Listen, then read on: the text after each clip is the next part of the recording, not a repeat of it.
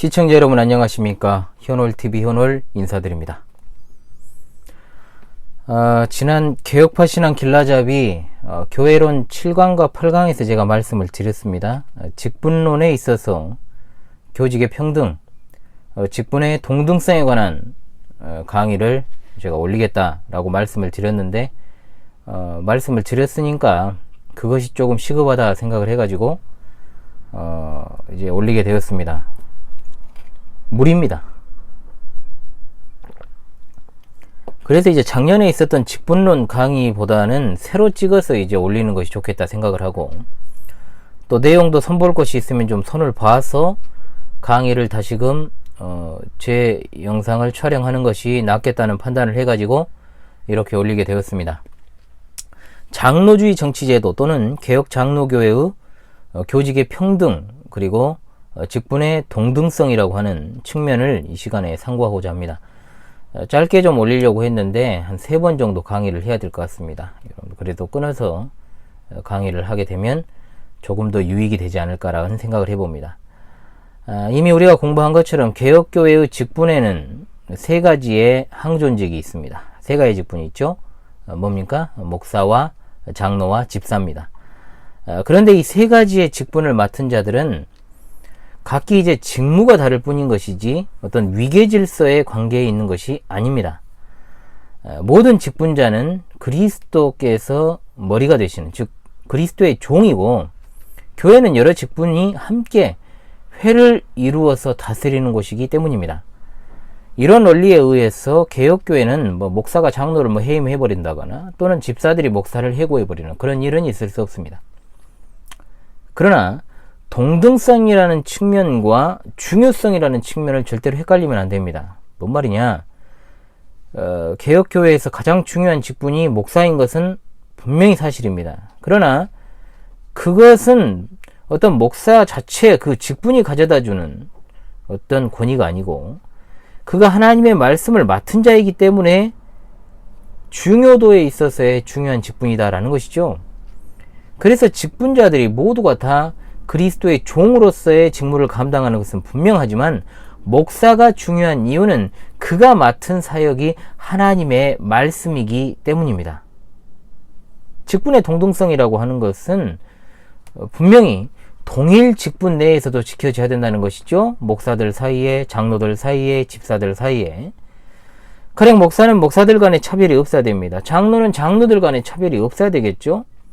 자, 높은 목사나 낮은 목사, 또는 선임 목사, 후임 목사, 이런 개념이라든지, 무슨 수석 장로라든지 일반 장로라든지, 자, 이런 개념 자체가 이미 직분 자체를 위계적이고 계급적인 차원에서 접근을 하고 있다는 겁니다. 목이 마르네요. 자, 그렇다면 사실 현실에 있어서 얼마나 이 교직의 평등이라는 것, 이 직분의 동등성이라는 것이 잘 지켜지지 않고 있는지를 우리가 발견하게 되는 겁니다. 노예 분위기를 보면 거의 군대 조직 그 이상의 분위기를 가지고 있다. 독특하죠. 독특한 분위기가 있습니다. 분명. 그것이 과연 저 개인의 어떤 감정일까, 아니면 정말로 많은 사람이 공감하거나 하는 것인가? 저 개인의 감정은 아닐 것입니다. 군대가 입대일이 굉장히 중요하죠. 입대일, 입대한 날짜에 따라서. 그런데 요즘은 입대 날과 상관없이 한 그 해에 이제 전입해서 온 모든 군인들은 다 이제 동기라고 하더군요. 많이 계급 제도가 예전과는 달라졌습니다만, 어찌되었든 간에 노회에 누가 먼저 전입했느냐, 이것이 아주 절대적이죠.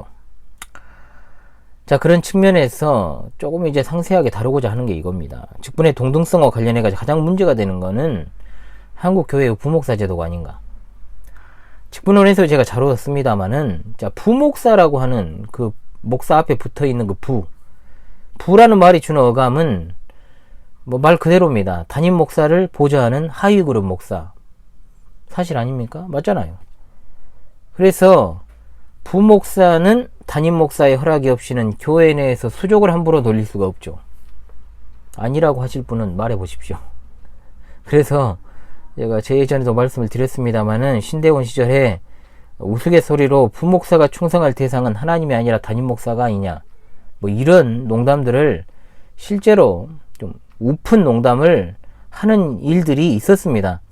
당연히 하나님께 충성이죠. 하나님께 충성을 해야 되지만 실제로는 현실에선 그것이 아니니까 대다수의 교회에서 소신, 폐기 이걸 가지고 이제 자기 목소리를 내고 시시비비를 따져가지고 담임 목사님의 어떤 다른 잘못된 점들을 이제 뭐라고 하는 그런 부목사는 자리를 보존하기가 어렵죠.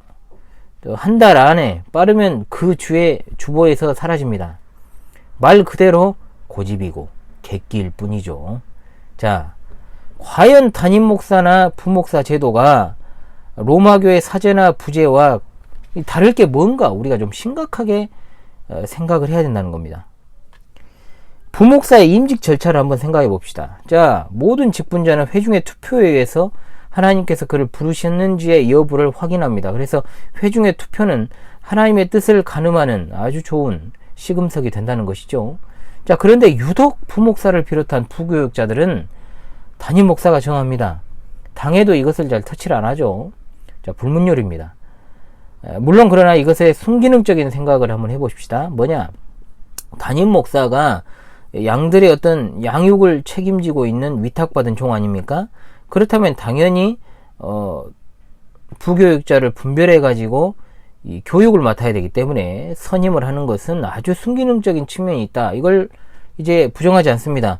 그러나 그럼에도 불구하고 부목사가 교회에서 차지하는 이 직무적인 중요도를 고려를 해야 된다.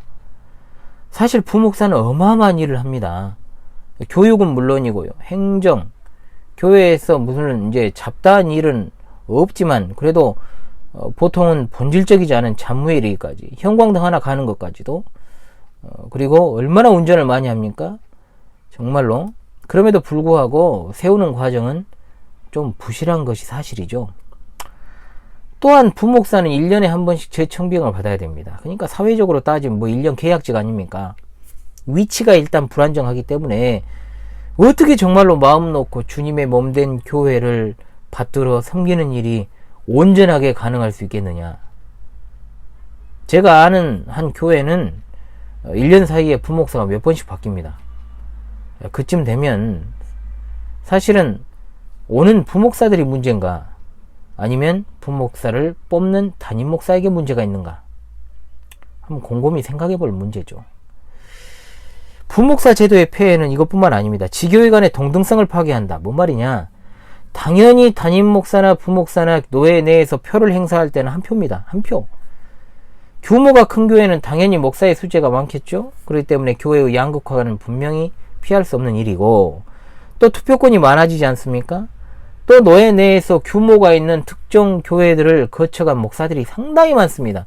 아무개 교회 출신의 목사들 이렇게 있죠. 그러면 담임 목사가 일을 잘해서 총대로 뽑히는 게 아니라 노회 내에서 큰 교회를 담임하고 있기 때문에 총대로 뽑히는 것이라면 문제가 있지 않겠습니까? 사실 굉장히 세속적인 모습인데 그렇다고 해서 물론 그렇게 돌아가고 있는 어떤 그 문제 자체를 문제 삼는 것은 아니고 근본적으로 이런 모습들을 볼 때 교회 안에 물량주의적 모습들이 많다는 것을 저는 지적하고 싶을 따름입니다. 일단은 부목사의 부자를 빼야 됩니다. 저는 그렇게 보고 있고요. 한국 교회의 기본적 토양을 무시할 수는 없기 때문에 그 토양이 뭐냐? 한 교회에 한 명의 목사라는 원칙입니다. 자, 목회자 후보생들을 물론 이제 담임 목사가 한 분이란 뜻이겠죠. 자, 목회자 후보생들을 일단 신학교가 문별하게 받아가지고 배출을 시켜버리는 것도 일단은 1차적인 문제입니다. 제도적 개선을 해야 되고요. 또 무조건적으로 신학교를 졸업하면 자연스럽게 강도사 거치고 목사로 안수하는 것을 어떤 그냥 물 흐르듯 수순으로 밟아버리게 방치하지 말고 임지가 정확하게 생기기 전에는 강도사로서 계속해서 봉사할 수 있도록 노예 차원에서 일단 지원이 돼야 되겠죠.